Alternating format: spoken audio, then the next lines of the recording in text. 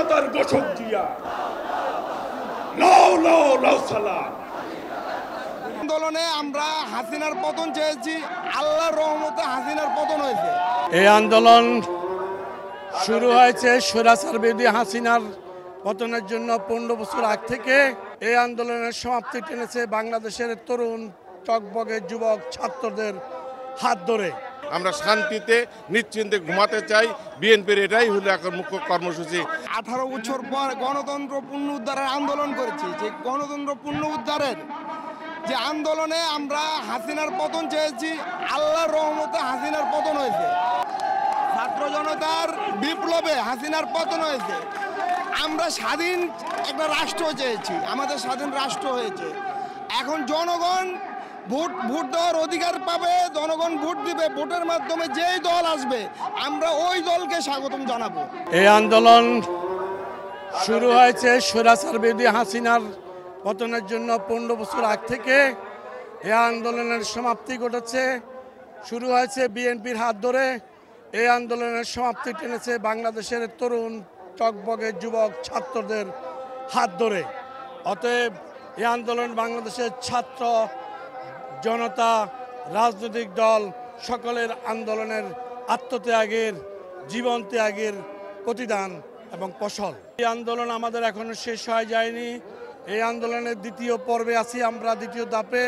এই আন্দোলনের মাধ্যমে আমরা তত্ত্বাবধায়ক সরকারকে স্টাবলিশ করব এবং তত্ত্বাবধায়ক সরকারকে তাদেরকে সহযোগিতার মাধ্যমে বাংলাদেশে একটা ফেয়ার সুষ্ঠু নির্বাচন করার পরিবেশ সৃষ্টি করে আগামী 3 থেকে 6 মাসের মধ্যে আমরা তত্ত্বাবধায়ক সরকারের অধীনে নির্বাচন করে বেগম খালেদা জিয়া, তারেক রহমানের নেতৃত্বে বাংলাদেশের সরকার গঠনের প্রস্তুতি আমরা নিচ্ছি।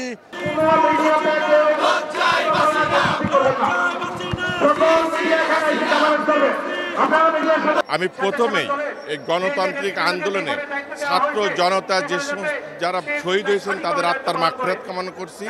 বিএনপির এখন যে কর্মসূচিটা, প্রথমেই কোনো প্রকার বিশৃঙ্খলা সৃষ্টি যাতে না হয় সেদিকে নজর দিচ্ছে এবং যারা বিশৃঙ্খলা সৃষ্টি করছে তারা দলের কেউ না, তারা সাধারণ মুক্তিকামী গণতন্ত্রকামী কোনো জনগণ না, এটা সন্ত্রাসী গ্রুপ। তাদেরকে প্রতিহত করে এদেশের সকল জনগণকে, সেটা সকল ধর্মের নেতৃবৃন্দকে, জনগণকে শান্তিপূর্ণভাবে একত্রিত বসবাস করার জন্য যে কর্মসূচিগুলো আছে সেটাই বাস্তবায়ন করার জন্য চেষ্টা করছে।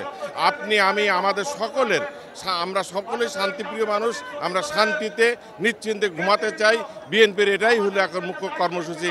আমাদের ভারপ্রাপ্ত চেয়ারম্যান, আগামী দিনে রাষ্ট্রনায়ক তারেক রহমান ইতিমধ্যে ঘোষণা করেছেন যে আমরা শান্তি চাই, আমরা শান্তিপ্রিয় মানুষ। জনগণকে সকল প্রকার অন্যায়ের হাত থেকে রক্ষা করার জন্য আমরা ঐক্যবদ্ধ।